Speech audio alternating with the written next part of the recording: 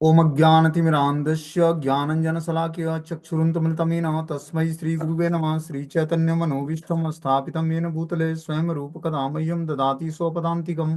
वन्देऽहं श्रीगुरु श्रीयुतपदकमलं श्रीगुरून् वैष्णवाचं श्रीरूपं साग्रजातं सहगण रघुनाथान्वितं तं सजीवं साद्वैतं सावधूतं परिजनसहितं कृष्णचैतन्यदेवं श्रीराधाकृष्णपादान् सहगण ललिता श्रीविशाखान्विताश्च नित्यानंदम नमस्तुभ्यं प्रेमानंद प्रदायते कलवकल्मस्य नाशाय जानवीपतये नमः। नमो महावदन्याय कृष्ण प्रेम प्रदायते कृष्णाय कृष्ण चैतन्य नामिने गौरद्विष नमः। अनर्पित चरिचिरात करुणावतीर्ण कलौ समर्पित उन्नत उज्ज्वल रस स्वभक्ति श्रियम हरिपुरट सुंदर गुतकदम्ब संदीपितम सदा हृदय कंदरे स्मृत्वा सचिनंदनम संसार दुःख जलदो पतितस्य काम क्रोधादीन क्रम करे कवलीकृतस्य दुर्वासना निगडितस्य निराश्रयस्य चैतन्य चंद्रमं देहि पदावलंबम्। चैतन्य चंद्र ममते ही हृदय कुमुदम विकास्यम हृदय हृदय निज चिंतन भृंगरंगे किंचापराधतिमिरन विड्ढविदूयं पादामृतम सदा पायत दुर्गतम माम आजानुलंबित भुजो कनकावदातो संकीर्तनेक पितरो कमलायताक्षो विश्वम्बरो द्विवरो युगधर्म पालो वंदे जगत प्रिय करो करुणावतारो नमस्त्रैकाल सत्याय जगन्नाथाय सुताय च सभृत्याय सपुत्राय सकलत्राय ते नमः। अतीर्णो साकरुण्यो परिच्छिन्नो सदीश्वर श्रीकृष्ण चैतन्य नित्यानंद द्वय भ्रातरं भजे। स जयतु विशुद्ध विक्रमं कनकाभ्यं कमलायते क्षणं वर्जानुनं विलंबितं खड्गभुज बहुधा भक्तिरसाविनर्तकम्। जयति जयतु देव कृष्ण चैतन्य चंद्रो जयति जयतु कीर्तितस्य नित्या पवित्र जयति जयतु भृत्यस्य विश्वेश्वमूर्ति जयति जयतु नित्यत्व स्वरूप प्रियाणम पंचतत्वात्मकं कृष्णं भक्तरूप स्वरूपकं भक्तावतारं भक्ताख्यं नमामि भक्तिशक्तिकं। जय श्री कृष्ण चैतन्य प्रभु नित्यानंद श्री अद्वैत गदाधर श्रीवासादि श्री गौर भक्तवृंद।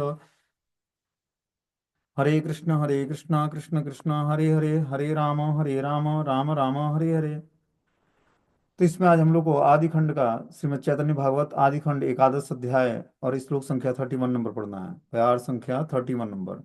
यही मत है प्रभु निज सेवक चिनिया जिज्ञासेन फाकी सबे याय न हारिया। इस प्रकार प्रभु अपने सेवकों को पहचान कर उनसे पूछते और सब उनसे हार कर चले जाते। हमने इससे पहले बताया कि प्रभु की कृपा से मुकुंद भी बड़े पंडित थे, जिस कारण से वे प्रभु के साथ पक्ष प्रतिपक्ष करना शुरू कर देते। मतलब ये लोग क्या करते, शास्त्रों को पढ़ते और उस पर क्या करते, आपस में जो है डिस्कशन करते उस पर।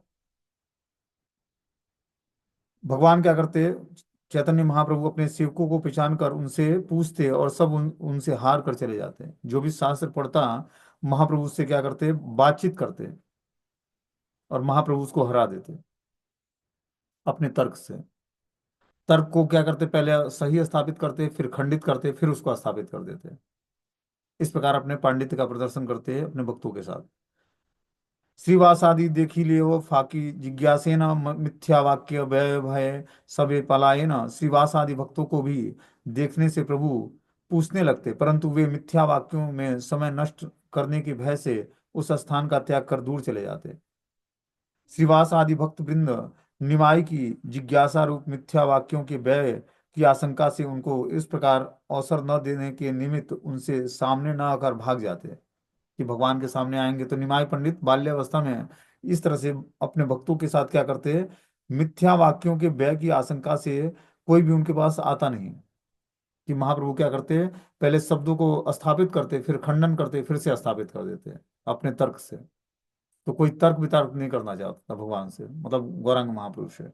इसलिए क्या करते, सभी लोग दूर से ही बता रहे हैं कि सामने ना आकर भाग जाते। विचार शास्त्र में भक्तों का यथेष्ट अधिकार रहने पर भी शुष्क तर्क के अप्रतिष्ठान हेतु वे अचिंत विषयों में तर्क योजना करने में अग्रसर नहीं होते। मतलब कोई भी तर्क वितर्क नहीं करना चाहता भगवान से। सहजे विरक्त सबे श्री कृष्ण रसे कृष्ण व्याख्या बिनु आर कुछ नाही बासे। सब भक्त श्री कृष्ण रस में मग्न और अन्य रस से सहज में ही विरक्त होने के कारण श्री कृष्ण विषयक व्याख्या के अतिरिक्त कुछ बोलना पसंद नहीं करते थे। सब भक्त लोग क्या करते हैं, श्री कृष्ण विषयक व्याख्या करते हैं। अधोक्षज श्री कृष्ण के रसिक भक्त वृंद को कृष्णेत्तर सब वस्तुओं में स्वाभाविक ही वैराग्य था। सब वस्तुओं में कृष्ण संबंध दर्शन ही उनका एकमात्र प्रीतिकारक व्रत था। कृष्ण रस की प्रयोजनीयता अनुभव करने पर वे कृष्णेत्तर रस को वृथा समझते थे। मतलब बता रहे हैं कि अदुक्षस भगवान श्री कृष्ण के जो रसिक भक्त हैं, जिन्होंने रस जो है भगवान की भक्ति में टेस्ट आ गया, मतलब रुचि उत्पन्न हो गई है, ऐसे भक्तों को मैं बता रहे हैं कि स्वाभाविक ही वैराग्य उत्पन्न हो जाता है भक्ति से। सब वस्तुओं में कृष्ण संबंध दर्शन ही उनका एकमात्र प्रीतिकारक व्रत होता है। इस सब वस्तुओं में भगवान का दर्शन होता है। कृष्ण रस की प्रयोजनीयता अनुभव करने पर वे कृष्णेतर रस का को वृथा समझने लगते हैं। जब वो कृष्ण रस का प्रयोजन समझ जाते हैं कि कृष्ण भक्ति करने से ही हमें कृष्ण रस की प्राप्ति होगी, आनंद की प्राप्ति होगी, तब वो कृष्ण से अलग विषयों पर वृथा वार्ता नहीं करते हैं। देख ही लेना प्रभु मात्र फाकी से जिज्ञासे प्रबोधिते नारे के से उपहासे। प्रभु उनको देखते ही उनसे पूछते, जब उनमें से कोई भी ठीक उत्तर देकर प्रभु का प्रबोध न कर पाता, तब अंत में प्रभु उसका उपहास करने लगते। ये निमाई पंडित क्या करते हैं, भक्तों के साथ हास प्रयास करते हैं। किस कारण से? शास्त्रों को पढ़ते और उस पर जो है सबसे प्रश्न पूछते, और जो प्रश्न का सही जवाब देता, उसके बाद उसको खंडित कर देते कि तुमने गलत जवाब दिया है, और इस तरह से फिर उसी को स्थापित कर देते कि तुमने सही भी बोला था। इस तरह से प्रभु क्या करते हैं, आनंद मनाते भक्तों के साथ शास्त्रों को पढ़कर। निमाई के साथ जब भी किसी भक्त का साक्षात्कार होता, तभी निमाई उसको जिज्ञासा करके अस्त व्यस्त करते।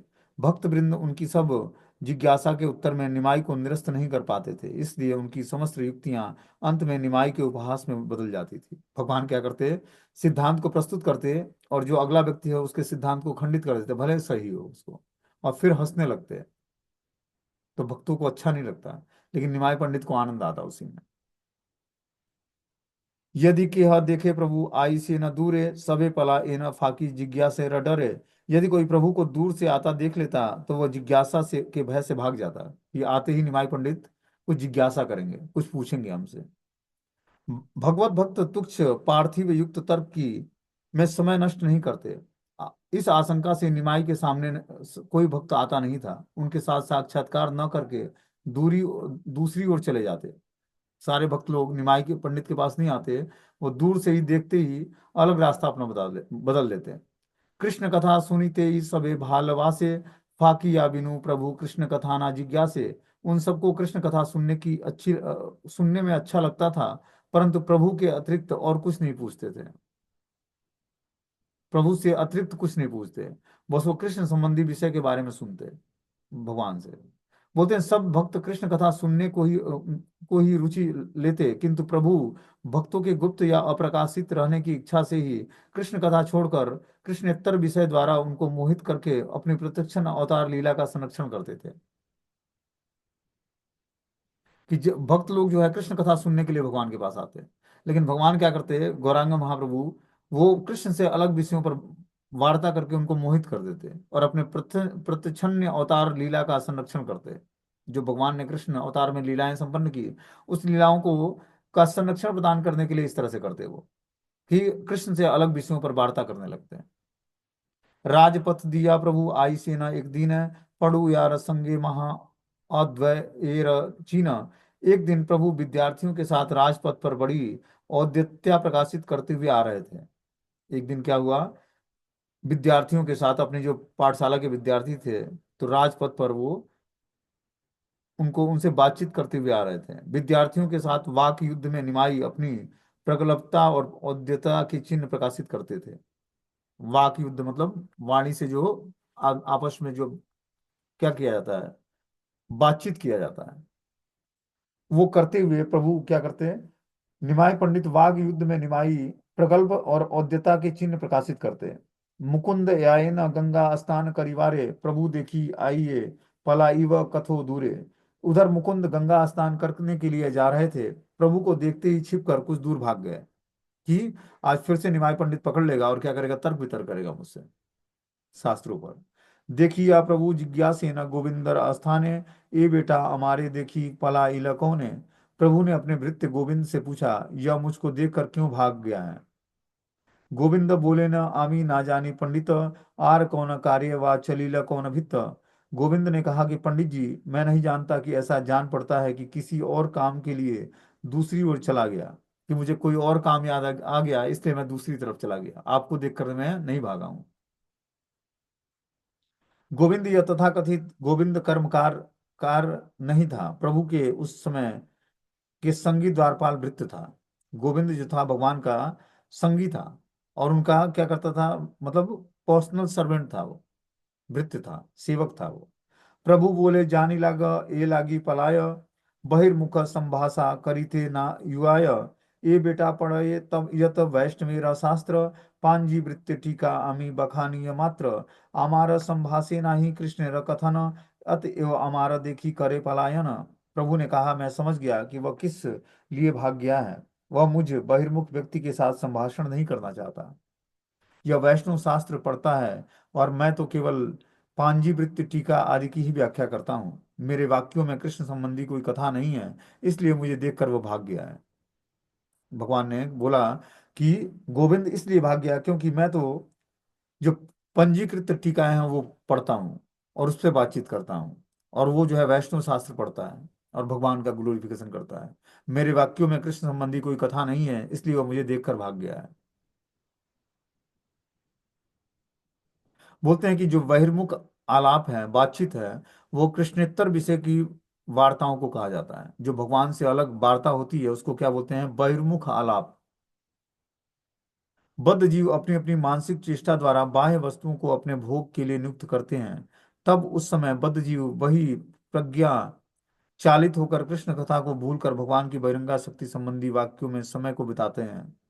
जिनकी आत्मवृत्ति का जागरण होता है वे हरि सेवा पर वाक्यादि में ही नियुक्त रहते हैं। फलतः जीव का कभी भी हरि कथा छोड़कर अन्य कथा में समय व्यर्थ करना कर्तव्य नहीं है। बोलते हैं जीवन का वास्तविक उद्देश्य क्या है, हरि कथा को छोड़कर अन्य किसी कथा में अपना समय व्यर्थ न गवाएं। कि जब समय हो तो क्या करें, भगवान की कथाओं को सुने। बोलते हैं उस समय श्री गौर सुंदर की कथा में कोई कृष्ण गुण कीर्तन प्रकाशित न रहने के कारण सब भक्त उनका परित्याग करके दूर चले जाते थे। अभी निमाई पंडित ने दीक्षा नहीं लिया था, ठीक है ना। तो उस समय वो संस्कृत और व्याकरण पढ़ाते हैं। तो जो भक्त लोग थे वो भगवान से प्रेयर करते कि कब निमाई भक्त बनेगा, क्योंकि जिसको पकड़ते उस पर संस्कृत के बारे में तर्क वितर्क करते भगवान चैतन्य महाप्रभु। जब उन्होंने ईश्वरपुरी से दीक्षा लिया, उसके बाद उन्होंने क्लास में कृष्ण का गुणगान करना शुरू किया। वो एक मर्यादा प्रस्तुत की है कि गुरु का इंपॉर्टेंट रोल क्या है अपने जीवन में। इसीलिए सारे भक्त लोग भागते उनसे कि पकड़ेंगे तो क्या करेंगे, संस्कृत के संधियों पर और क्या करेंगे, तर्क वितर्क करेंगे, जिसका कोई कृष्ण से कोई संबंध नहीं है। सब भगवान के भक्त थे, स्वयं चैतन्य महाप्रभु भी भक्त हैं, लेकिन रोल ऐसा भी करना था। उन्होंने दिखाना था कि दीक्षा का इंपॉर्टेंस क्या है, गुरु का हमारे जीवन में उपयोगिता क्या है। अभी हम लोग देखेंगे कुछ ही अध्याय बाद, जब महाप्रभु चैतन्य देव अपने ईश्वरपुरीपाद गुरु से दीक्षा लेते हैं, उसके बाद वो क्या करते हैं। इसीलिए सारे वैष्णव क्या करते हैं, उनसे भगे भगे रहते हैं कि क्या करेगा, अभी संस्कृत के सब्जेक्ट पर तर्क वितर्क करेगा ये। अब भक्तों का कोई संस्कृत उतना स्ट्रांग तो होता नहीं है, वो तो भगवान की भक्ति से जुड़े होते हैं, उतना उतना ही होता है कि चलो भाई श्लोक पढ़ लिया, समझ लिया कि श्लोक में क्या बोल रहे हैं। लेकिन महाप्रभु चैतन्य जो है, पहले वो पंडित थे किसमें, संस्कृत में। संस्कृत पढ़ाया करते थे स्कूल में, जब वो गृहस्थ जीवन में थे तो।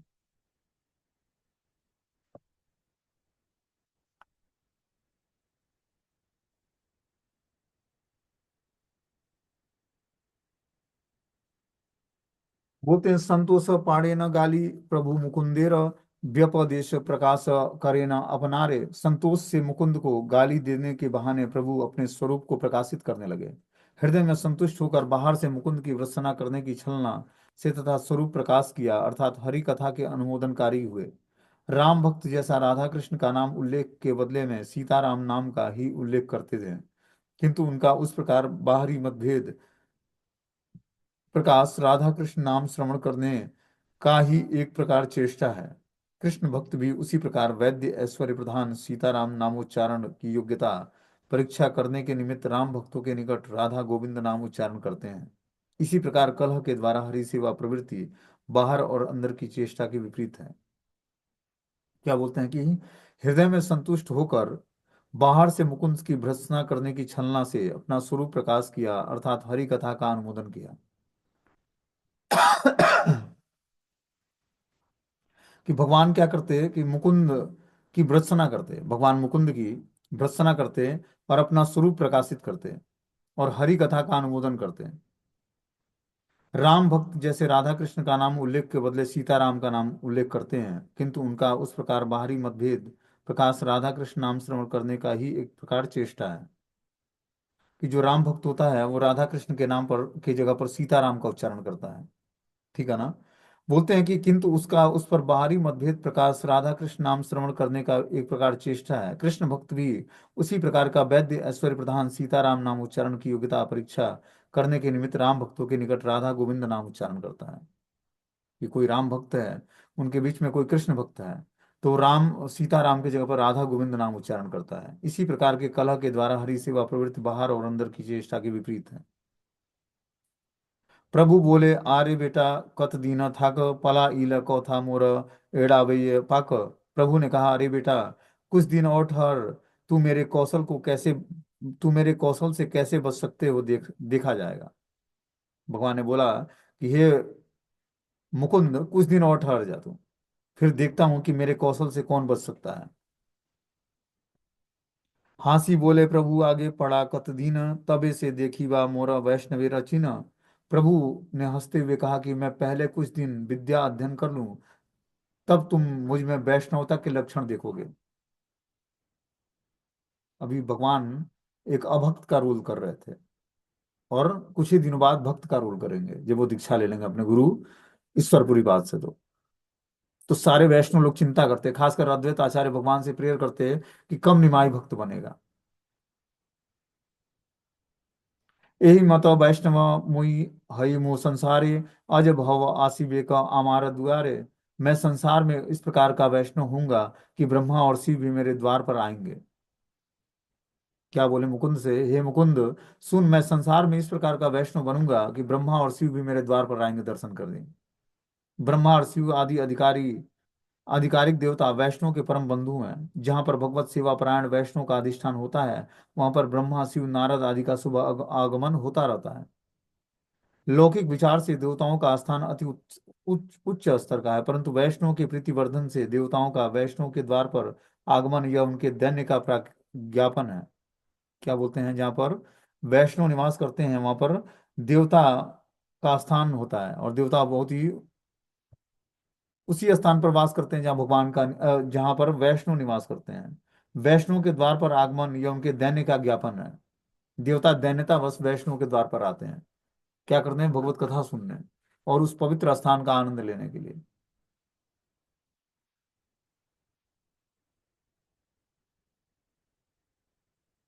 बोलते हैं, सुन भाई सब यही हमारा वचन, वैष्णव है स मुझ सर्व विलक्षण। तुम सब भाई मेरी बात सुनो, मैं भविष्य में अलौकिक वैष्णव होऊंगा। भगवान गौरांग महाप्रभु क्या बोलते हैं हम, कि सुनो भाई, मैं भविष्य में एक अलौकिक वैष्णव बनूंगा और सारे विलक्षण प्रतिभाओं को धारण करूंगा। हमारा देखिया एबे ये सब पलाय, तहाराओ ये न मोर गुण कीर्ति आय।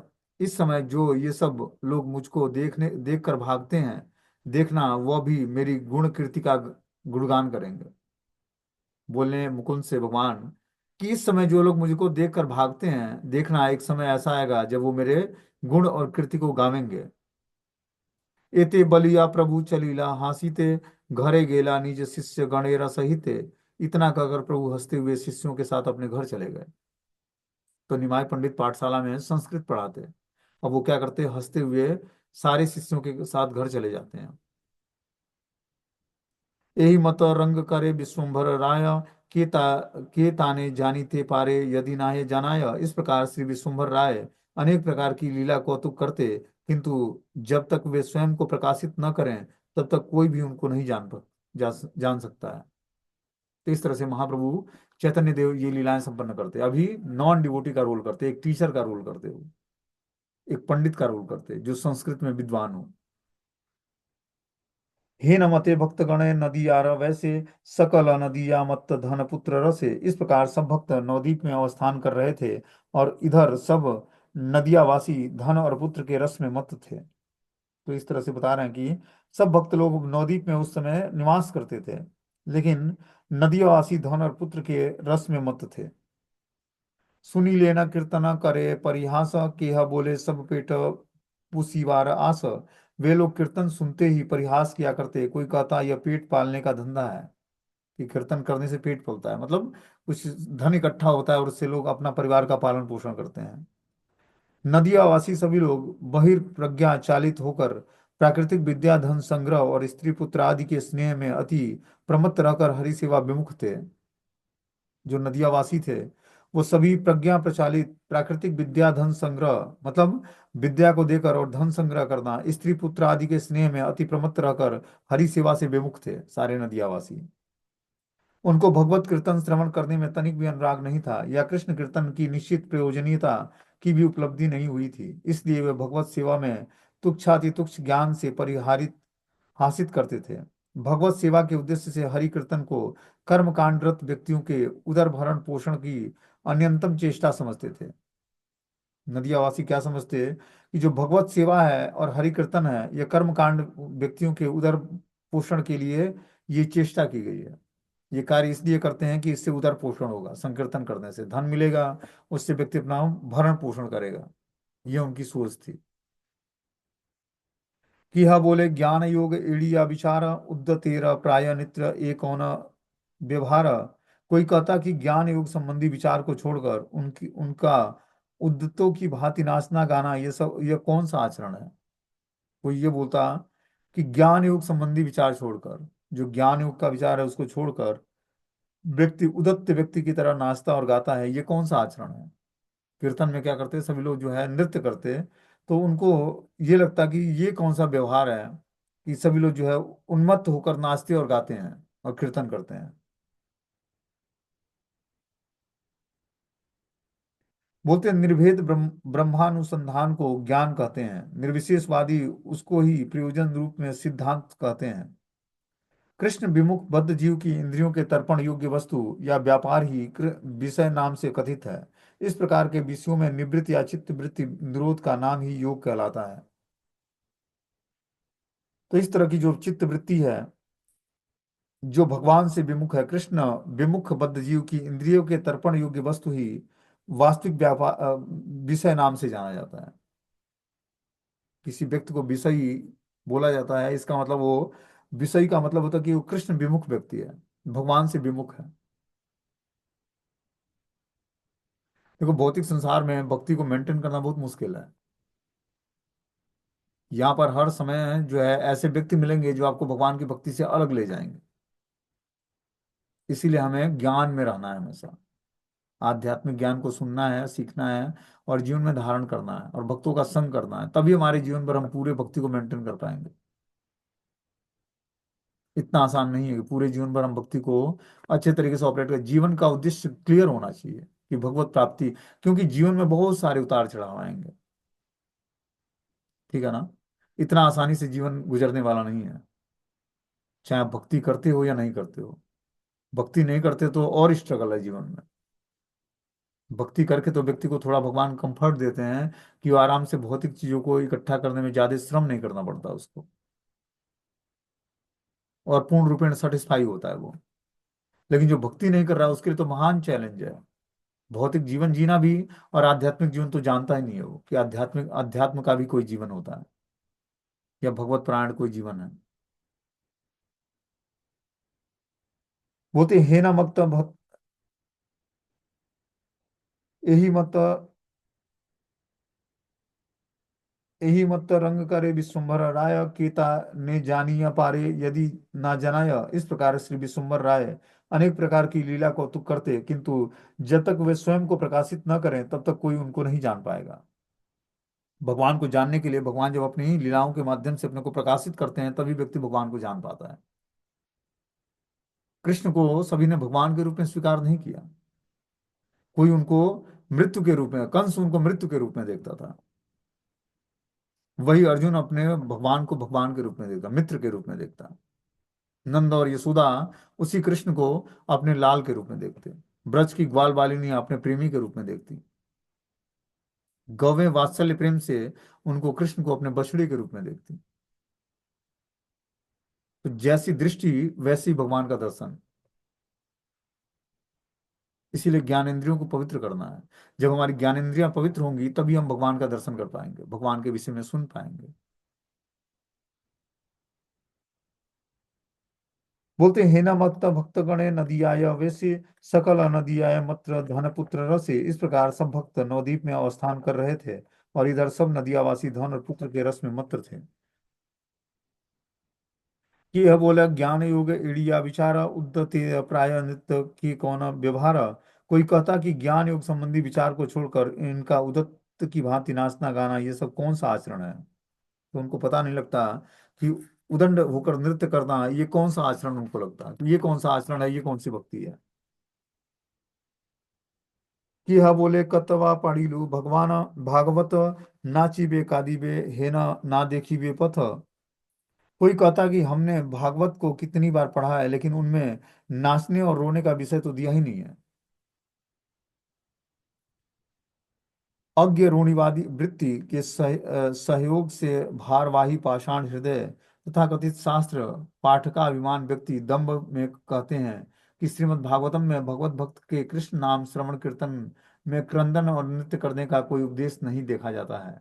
भागवत के उस प्रकार पाठकाभिमानी या श्रोत्रिय वर्ग जड़ स्वार्थ साधना देश से जो कृत्रिम नृत्य क्रंदन आदि का छल दिखाते हैं, उस प्रकार की अशुभ शिक्षा भागवत में न रहने पर भी हरि सेवा प्रवृत्ति प्रबुद्ध निर्मल जीवात्मा में कृष्ण की प्रेम सेवा से उत्पन्न सात्विक भाव जो कभी कभी प्रकाशित होता है, वे श्रीमद् भागवतम में प्रचुर रूप से कथित है। इस श्रीमद् भागवतम में कोई भी अशुभ शिक्षा नहीं है। भागवतम में न रहने पर भी, अशुभ शिक्षा के न रहने पर भी हरि सेवा प्रवृत्ति प्रबुद्ध निर्मल जीवात्मा में कृष्ण की प्रेम सेवा में उत्पन्न सात्विक भाव आदि को प्रकाशित किया गया है कि कैसे हम भगवान की सेवा करके सात्विक भाव को डेवलप कर सकते हैं। ये श्रीमद् भागवतम में दिया हुआ है। श्रीमद् भागवतम में प्रचुर रूप से सात्विक भाव को प्रकाशित कैसे करना अपने हृदय में, इसके बारे में बहुत ही अच्छे तरीके से दिया हुआ है। श्रीवास पंडित चार भाई या लागिया निद्रा नाही आई भाई भोजन करिया। देखो भाई श्रीवास पंडित, चारों भाइयों के उच्च हरि कीर्तन से भोजन करने के बाद सोया भी नहीं जाता है। कि चारों भाई जो थे श्रीवास के चार भाई थे, वो उच्च हरिनाम संकीर्तन करते घर में महाप्रभु के साथ मिलकर, और भोजन करने के बाद सो नहीं पाते थे, इतना वो जो है संकीर्तन में थक जाते। बोलते हैं, शुद्ध भक्तों द्वारा उच्च स्वर से कृष्ण सुख का कीर्तन फल से इंद्रिय तर्पण प्रिय व्यक्ति आहार और निद्रा आदि सुख उपभोग का व्याघात अनुभव करने के कारण अत्यंत असंतुष्ट हुआ। तीनों भाइयों के सहयोग से प्रतिदिन रात्रि में उच्च स्वर से श्रीवास पंडित द्वारा कीर्तन करने के कारण विषय भोग प्रमण चित्त कर्मकांडी व्यक्ति उस प्रकार निर्मल अविधेय विचार का आदर नहीं कर पाते। तो श्रीवास पंडित के घर में रोज जो है रात्रि को क्या होता, जागरण होता और सभी लोग जो है उच्च स्वर से संकीर्तन करते। और इस तरह से उच्च स्वर से संकीर्तन करके विषय भोग प्रमण चित्त कर्मकांडी व्यक्ति उस पर निर्मल अविधेय विचार का आदर नहीं कर पाते। क्या होता कि विषय भोग में जो प्रवृत्त व्यक्ति है, जो कर्मकांडी है, वो उस अविधेय को समझ नहीं पाता कि ये क्या रात्रि को जो है नृत्य करते हैं और गान करते हैं, उच्च स्वर से संकीर्तन करते हैं। धीरे धीरे कृष्ण बलि ले की पुण्य नहे नाचिला गाइला डाक छाड़ी ले की है। धीरे धीरे कृष्ण कहने से क्या पुण्य नहीं होता, नाचने गाने और उच्च स्वर से पुकारने से ही क्या पुण्य होता है। जो ऐसे व्यक्ति थे कर्मकांडी, जो इंद्रिय तर्पण में लगे हैं, वो क्या बोलते कि कृष्ण धीरे धीरे कृष्ण बोलेंगे तो क्या पुण्य फल नहीं मिलेगा, या नाचेंगे गाएंगे या उच्च स्वर से पुकारेंगे तभी पुण्य फल होगा। बोलते हैं, श्री साधारणतः कर्म कांड में रत व्यक्ति अपनी इंद्रिय तर्पण की उत्कृष्ट व्यवस्था करने के लिए पुण्य फला अनुसंधानार्थ ही अपनी जड़ धारणा का नियोजन करता है। जो कर्म कांड में रत व्यक्ति है वह पुण्य फलों को कैसे इकट्ठा करना है, पुण्य कर्म कैसे करना है, इसी के लिए प्रयास करता है वो, कि कर्म करके हमें पुण्य इकट्ठा कैसे करना है। ठीक है ना। उसको भगवत सेवा से कोई सरोकार नहीं होता कि भगवत सेवा भी है जिसको करके व्यक्ति सुखी होगा। वो क्या करता है, बस पुण्य कार्य करने में उस पर वो विश्वास रखता है। बोलते यही मत्त इत पाप पाखंडी गण देखी लेना वैष्णवेर करे कुकथन। इस प्रकार जितने पापी और पाखंडी थे वे किसी वैष्णव को देखते ही कटु वाक्य कहने लगते थे।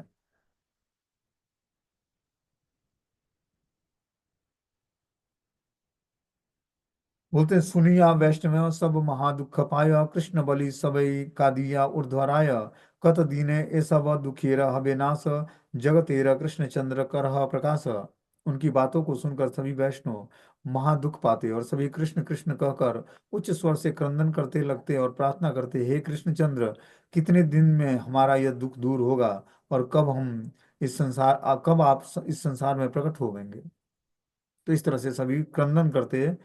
जब उनको लोग क्रिटिसाइज करते, उच्च स्वर से जब संकीर्तन होता, तो कुछ लोग क्या करते, उनको गलत ठहराते कि क्या धीरे धीरे कृष्ण नाम का उच्चारण करने और बिना रोए और क्रंदन करते हुए और जो हम कृष्ण नाम का धीरे धीरे उच्चारण करते हैं तो क्या भगवान प्रसन्न नहीं होंगे। हम देखते हैं जब कृष्ण कीर्तन होता है तो उच्च स्वर से मृदंग और करताल बजते हैं, ठीक है ना, और तब वो कीर्तन होता है तो बहुत ही आनंद आता है। लेकिन जो पाखंडी लोग हैं वो उस कीर्तन को सुनकर प्रसन्न नहीं होते। बोलते हैं, इनकी बातों को सुनकर सभी वैष्णव महादुख पाते और सभी कृष्ण कृष्ण कहकर उच्च स्वर से क्रंदन करने लगते और प्रार्थना करते, हे कृष्ण चंद्र, कितने दिन में हमारी यह दुख दूर होंगे, कब आप इस संसार में प्रकट होवेंगे। बोलते हैं, सभी वैष्णव कर्मी और ज्ञानी या अन्य अभिलाषाओं के कुबुद्धि दूषित वाक्य आदि सुनकर उनकी दुर्दशा देखकर हृदय में अत्यंत दुख का अनुभव करते एवं हृदय की आरती के साथ भगवान के निकट उनकी नित्य मंगल कामना की इच्छा से सब दुख की कथा विज्ञापित करते। तो जो भक्त लोग थे वो ऐसी दुर्दशा को देखकर, जो कर्मी और ज्ञानी और अन्य अभिलाषाओं से कुबुद्धि दूषित व्यक्ति है, उनकी दुर्दशा देखकर हृदय से वो क्या करते, भगवान से प्रार्थना करते कि कब भगवान इन पर कृपा करोगे और ये मंगलकारी सारी इच्छाओं को मतलब इनके मंगलकारी सारी इच्छाओं को कब तृप्त करोगे। इस प्रकार चिंता करते हुए वे आशा करते कि कब प्रपंच में परम सत्य वस्तु कृष्ण का प्रकाश देख सकेंगे। कृष्ण का बहिर्भाव आविर्भाव होने से ही जगत का तमो रूप सब कलमश से विनष्ट होगा। यही विचार कर वे उत्साहित होते थे कि भगवान आज नहीं तो कल इस कलयुग में प्रकट होंगे और क्या करेंगे, हमें दर्शन देकर हमें हमारे तम रूपी कलमश का विनाश को नाश करेंगे। तमह रूपी जो कलमश है उसको नाश करके भगवान क्या करेंगे, हमें हमारे उत्साह का वर्धन करेंगे। सकल वैष्णव मिली अद्वैत स्थाने पाखंडी वचन करे न निवेदन है। सभी वैष्णव मिलकर अद्वैत आचार्य प्रभु के घर जाकर उस पाखंडियों के वाक्यों से हुआ दुख निवेदन करते हैं। जो पाखंडी लोग क्रिटिसाइज करते तो सभी लोग अद्वैताचार्य के पास जाते और अद्वैताचार्य से बोलते ये पाखंडी लोग उच्च स्वर से संकीर्तन को क्या करते हैं, करने वाले को क्रिटिसाइज करते हैं। और इस तरह से अद्वैताचार्य के घर जाकर क्या करते हैं, उनसे शिकायत करते हैं। बोलते हैं, भगवत सेवा विमुख भगवत लीला विलास विरोधी व्यक्ति ही पाखंडी है। इस प्रकार के पाखंडियों का व्यवहार और उक्त वैष्णव के प्रति विद्वेषपूर्ण थी। अद्वैताचार्य को उस समय नवदीप में के वैष्णव में सर्वप्रधान जानकर सभी वैष्णव उनके निकट वैष्णव विद्वेषी की पाखंडी ज्ञापन की थी। जो अद्वैताचार्य थे वो सब वैष्णव में अग्रगणी थे और सबसे वरिष्ठ और सबसे शुद्ध भक्त थे भगवान के।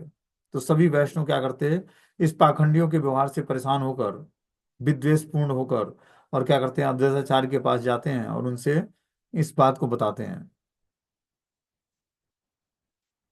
सुनिया अद्वैत हय रुद्र अवतार सहारू में सब बलि करहे हुंकार। ये सब वाक्य सुनकर अद्वैत आचार्य रुद्र रूप धारण कर लेते हैं और सब पाखंडियों का संहार करूंगा ऐसा कहकर हुंकार करते हैं।